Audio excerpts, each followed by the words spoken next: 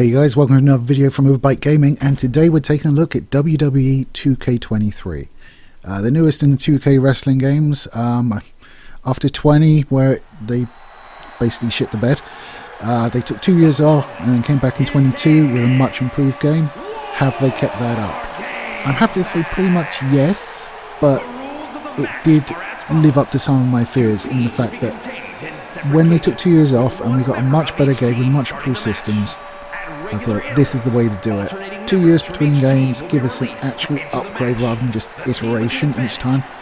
And it's pretty much an iterative version this time around, so it's just a little bit better than 22. I'm not sure I could recommend it at like full price if you own the previous version. There's some changes and some new additions that we'll talk about. But I mean, if you're a big wrestling fan, you know, it's still a good game. It was a good game last year, it's a good game this year, so you know, it's the most current wrestling game and it's good. So if you like wrestling games, you may as well, you know, buy it.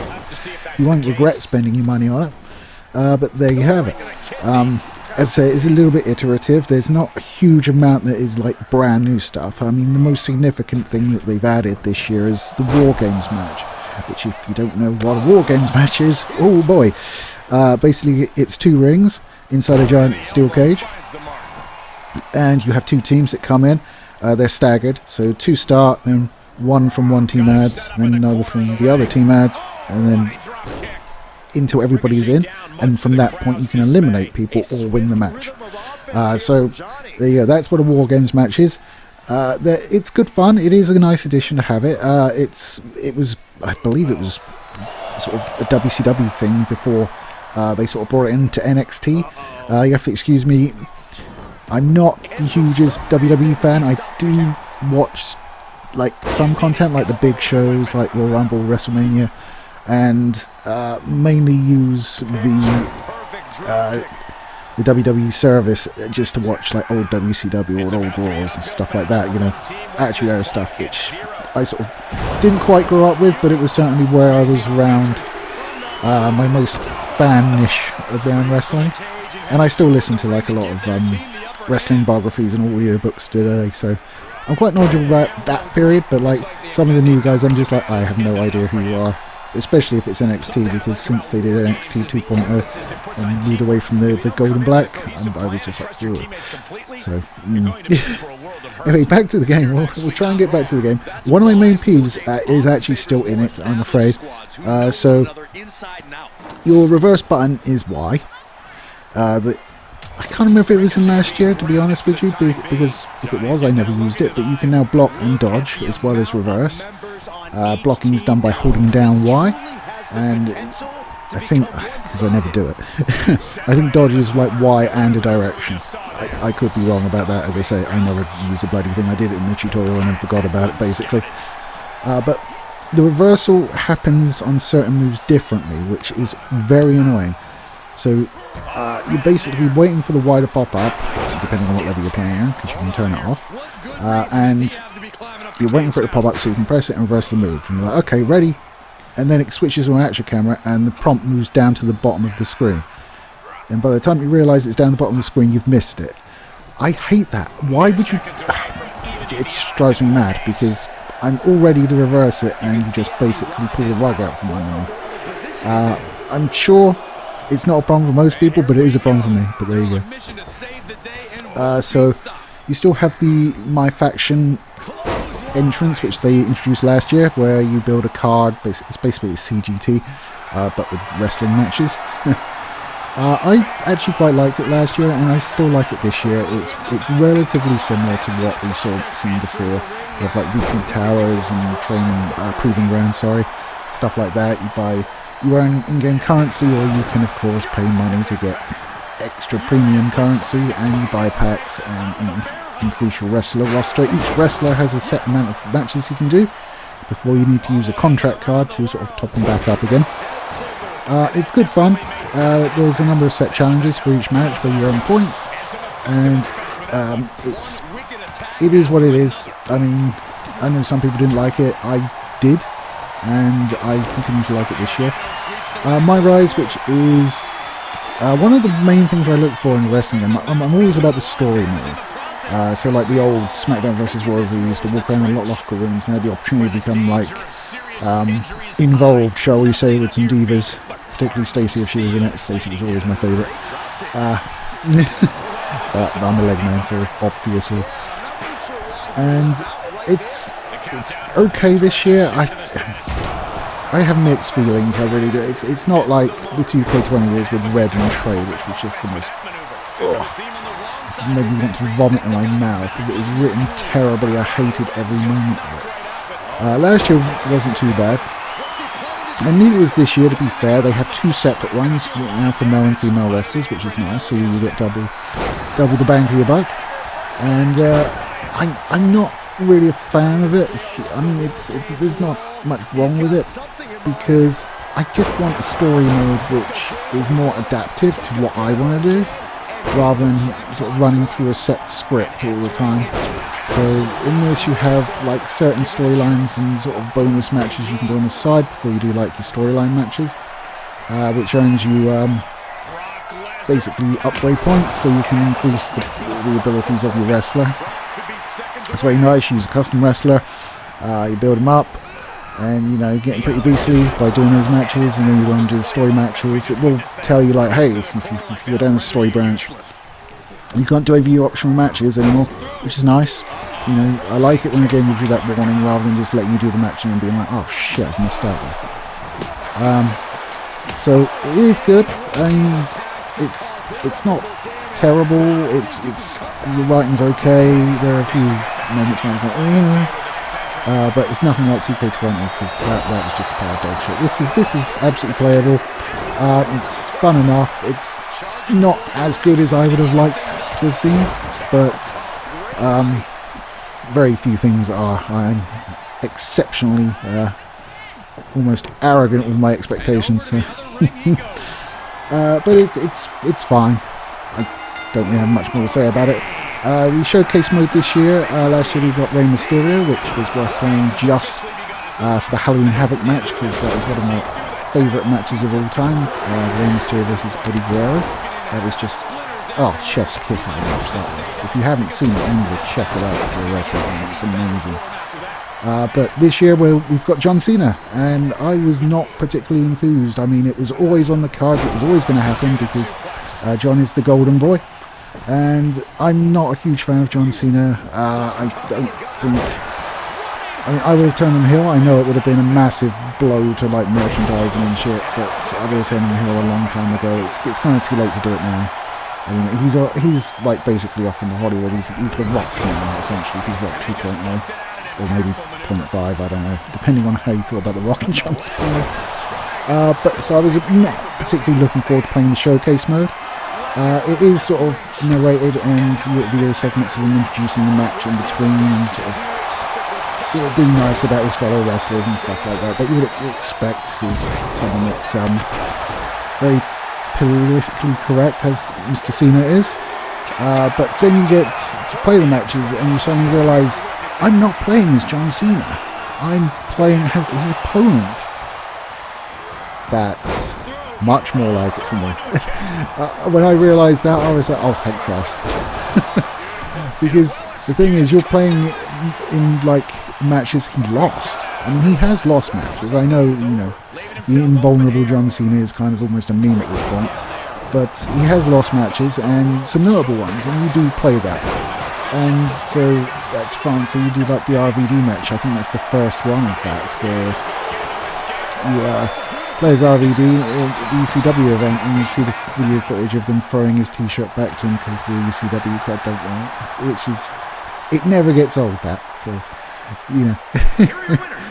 And you also play his first match as Kurt Angle. So when he came in as the prototype, when he was open challenge match against Kurt Angle, it was the first time you saw him on like main WWE program, and I think he was down in FCW at the time with one hell of a bunch of classmates actually, like Brock Lesnar, Randy Orton, that sort of class that was coming through. So yeah, it was basically the next generation of talent in that class. So, yay. I very much appreciate the fact I'm not just playing Cena squashing everybody, which is kind of what I expected. because I didn't really pay too much attention ahead of the release, so there you go.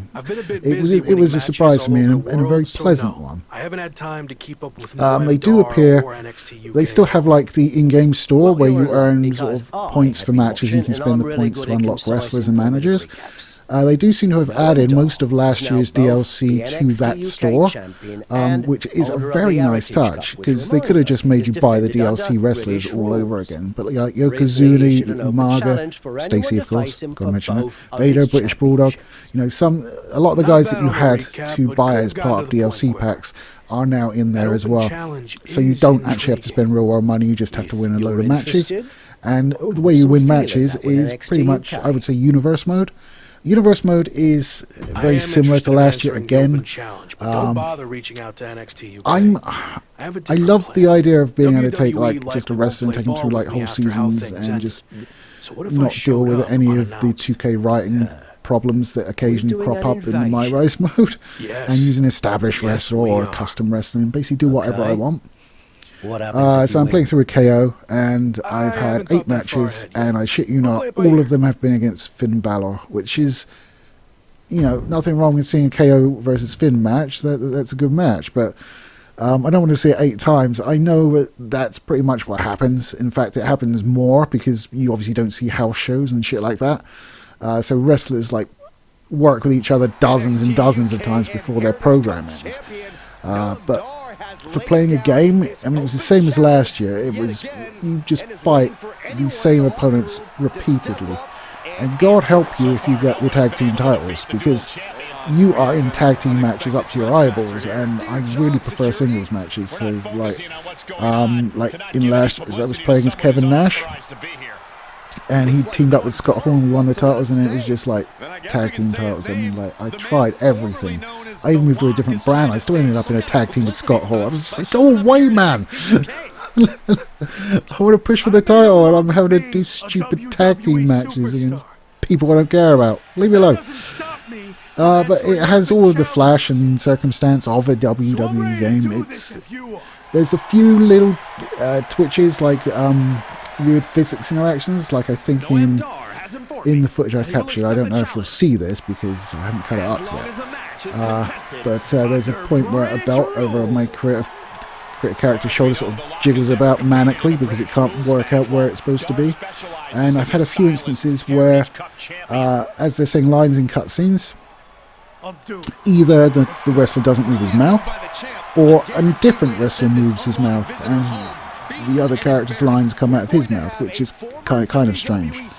But I mean, it's not anything game-breaking. I mean, we'll get to the point where, certainly once you've done your first playthrough, you're just going back, because there are branches you can go down, like relatively early on in the Locke storyline, the Mel storyline, you get to either partner up with Evolution or the Hurt Business, and I picked Evolution. But it's kind of like, I'm sure it's sort of Quantic Dream in the fact that you divert for a little while and then you'll probably be back exactly on the same path as per usual, but you get like a little bit of side content. And yeah, there's the frame rate is locked at 60 during gameplay and 30 during cutscenes. I mean, I don't understand why they do that. I mean, it must be something to do with their engine, because even the consoles nowadays can push more than 60 frames. My PC certainly can, so just give us an unlocked frame rate, and at least put the cutscenes at 60 as well, because what happens during the showcase matches is you'll meet certain conditions, and when you meet that condition, the match will transition from gameplay to cutscene, and then from cutscene fairly seamlessly into video showing you the actual match and what happened in it for that sort of succession of moves, and then it will transition back to gameplay again, and you sort of it's very strange going from 60 to 30 to 24. It's just weird. So it's one of those things that I really wish they'd stop doing. Just give us an uncapped frame rate, please. I mean, at this point, I mean, I think last year, if I remember correctly, they actually gave you the option after it was out for a little while to make the cutscenes 60 as well. I think it's called like action cutscenes or something. But there's no immediate option at this point for it in the new game, which is a bit... I would have had that in personally, but then again, yeah. I haven't had too many bugs outside of the ones I've mentioned. The most persistent one I've had is the joypad. I'm using an Xbox One controller, and what I'm having to do is I'm having to sort of... There's an option where you can basically turn it off in Steam. It will still run in the game. In fact, it will run in the game, because having it enabled in Steam actually stops it from being picked up in the game. And you work the menus fine, you go in the ring, and it's just not working like it should be. And you're panicking, and you're like, oh no! I did leave it paused for a while, and it seemed to... And my controller powered off, so when I powered it back on, which I've done multiple times, it didn't want to pick up the inputs from it again until I restarted the game. Not too terrible, because I believe that happened on the previous game as well. So it just came to the point of, oh, okay, we're doing that again, but that's fine. I know how to deal with it. So that is WWE2K23.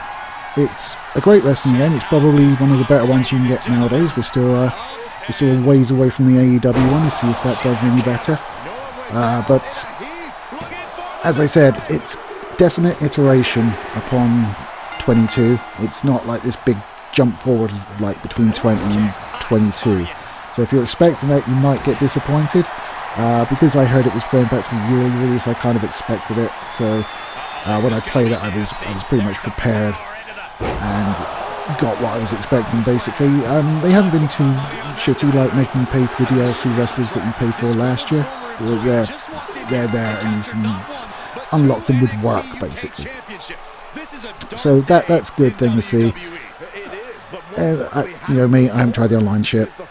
My GM returns. I didn't really like it previously, and I might play it, but it's not why I play these games.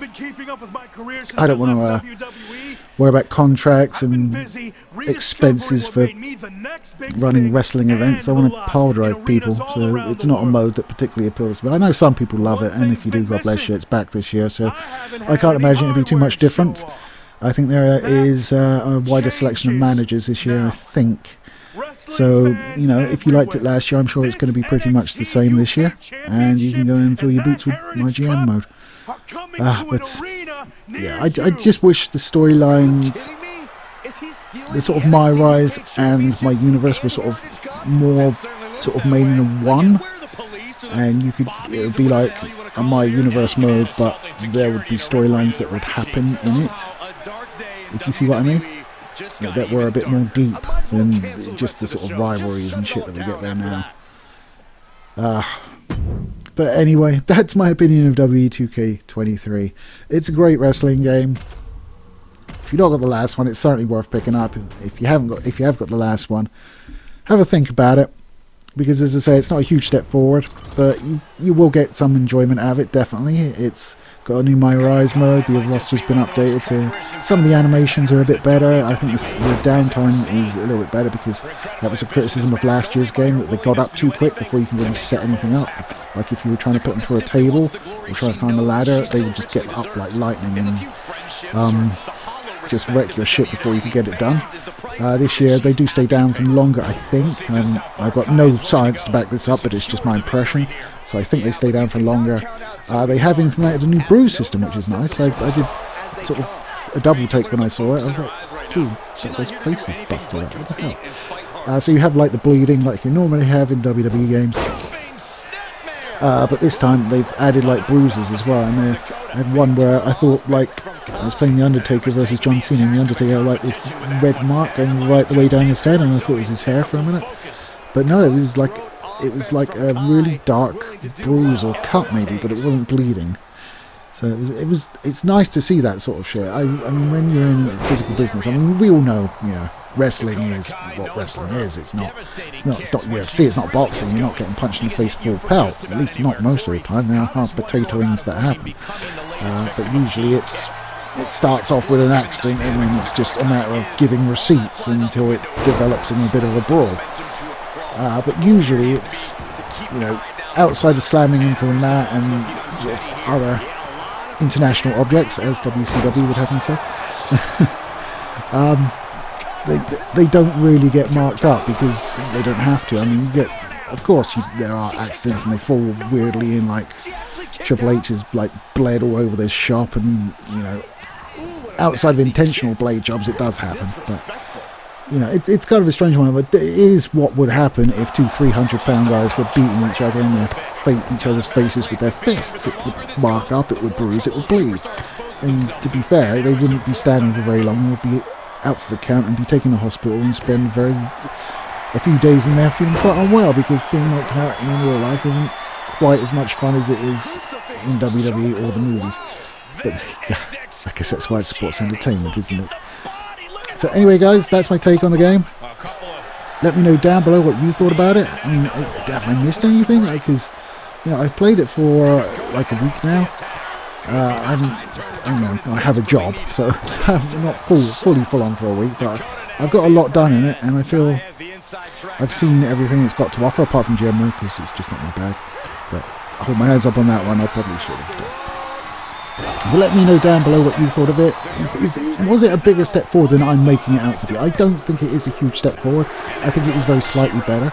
I'm not sure it's like 50, 60 quid better, but it is slightly better. So let me know down below what you think.